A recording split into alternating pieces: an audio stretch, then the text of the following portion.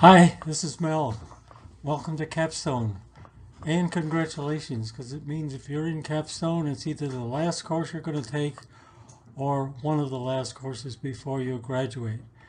We're trying to accomplish a couple things in Capstone. One, I want you to be able to think of the business as a whole and integrate all the functional areas. Everything that you've studied over the last few years has been areas that all the functional areas of business, but they've been somewhat in silos and they really haven't been integrated. And that's what we're going to have to think of the business as a whole and integrate those activities. The other thing I want to do is to take you outside and solve a real world problem. The way we're going to do that is we have companies we're going to work with and we're going to develop a business plan for that company. And what are the objectives of these business plans? One of the prime objectives has been to raise capital. Use the business plan to be able to attract investors to raise capital. And this is very, very true with startup companies. The other may be to take a company from one plateau to a next. In other words, a company that may be sitting at $1 million and they want to get to $5 million in the next 3 years, and exactly what is our plan and how do we do that. Others may be to take a company out of the red. Maybe they're not profitable and they're saying, how can I revise the company? How can I reduce my costs? How can I increase my revenue? And maybe how can I even think of complementary new products or new services to take me out of the red. I think the other is taking a new product and going to existing customers, or it could be taking a new product and going to the current customers. I just wanted to show you a couple of examples of the business plans that we have written.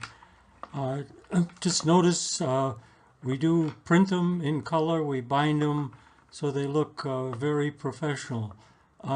The two books here for each one of these companies are, one is the business plan, which is going to be 20 to 30 pages long. Not long, it's got to be concise. We just found out that no one is going to read a 100-page document. You start out with an executive summary. If that sounds interesting to someone, they're going to go on and read some more.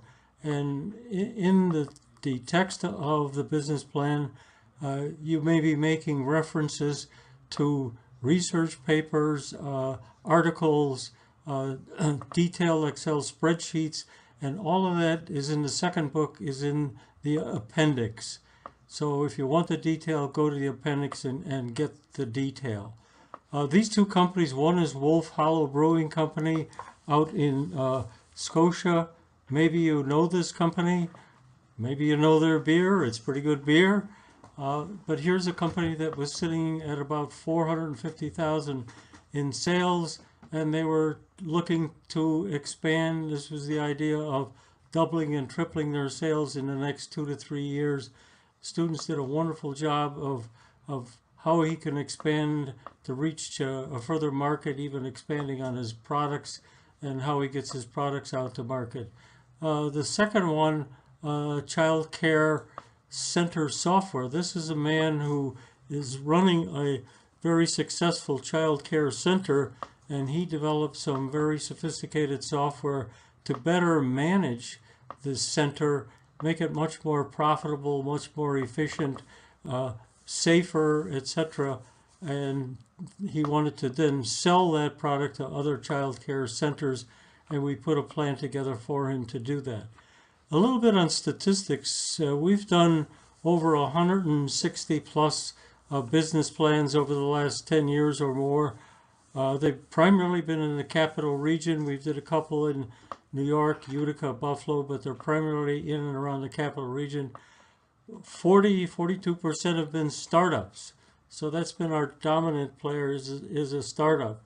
And some of them have been student startups, which I love to do. And in a couple of cases, we've followed up. I'm on the board of directors of one of the student startup. We wrote the business plan, and now we follow through and work with them. So Not this course, but in future courses, come to me with your ideas and we'll write a business plan for you. The next category is existing companies. So you'd say, why is an existing company looking for a business plan? That's this idea of taking current product, going to a new market, or taking a new product and going to the current market. We've also done some 5, 6, 7% of the plans have been not-for-profit.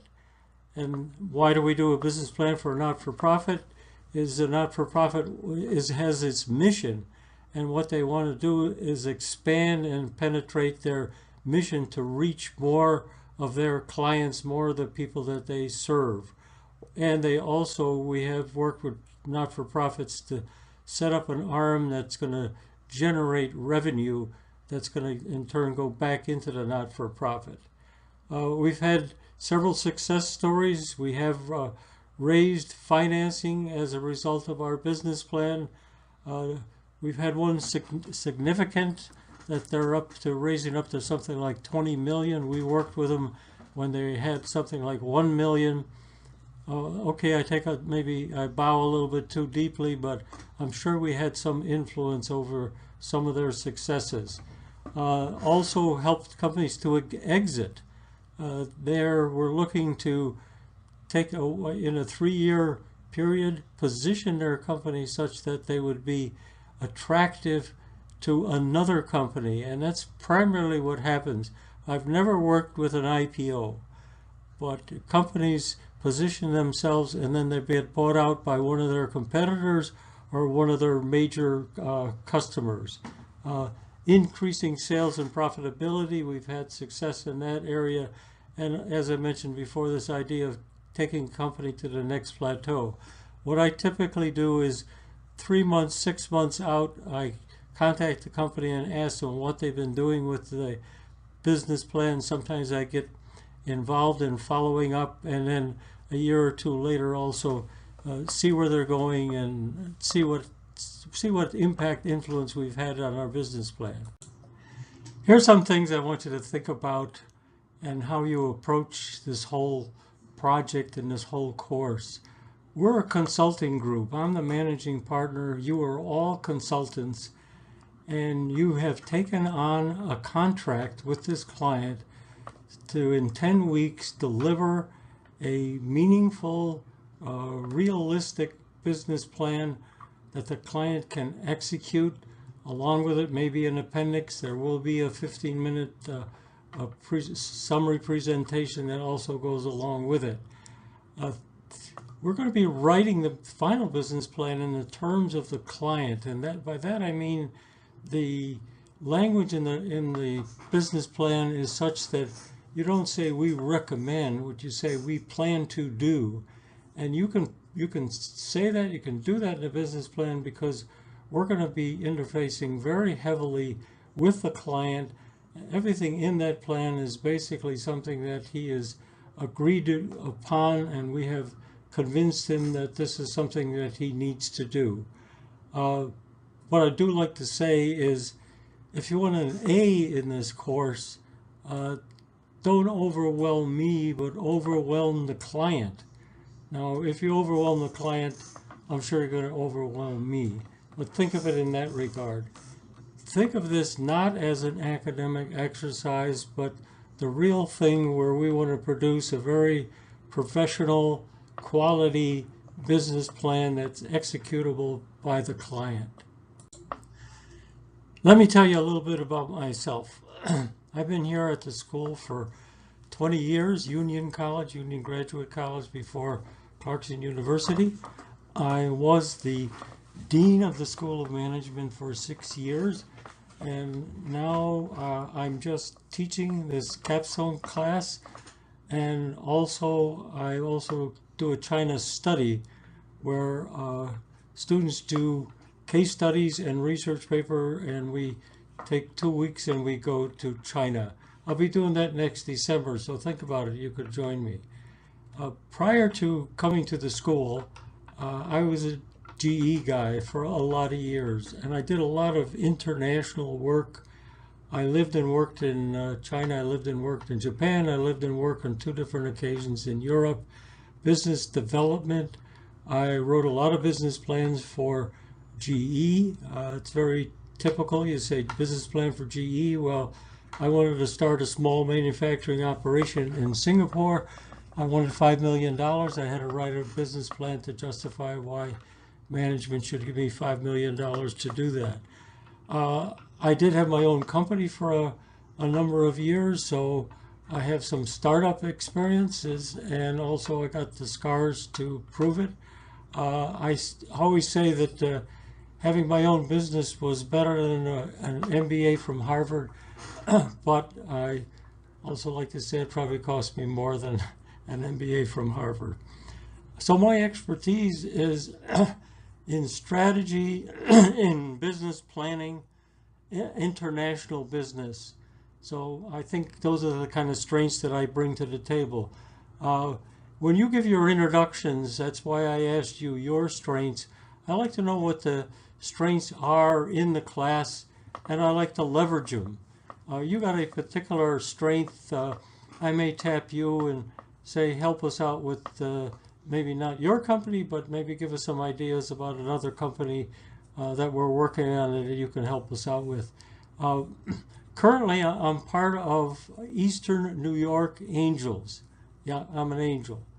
What this is a group of individual investors. There have been 40 of us. We kicked in some money. We're on our 3rd fund.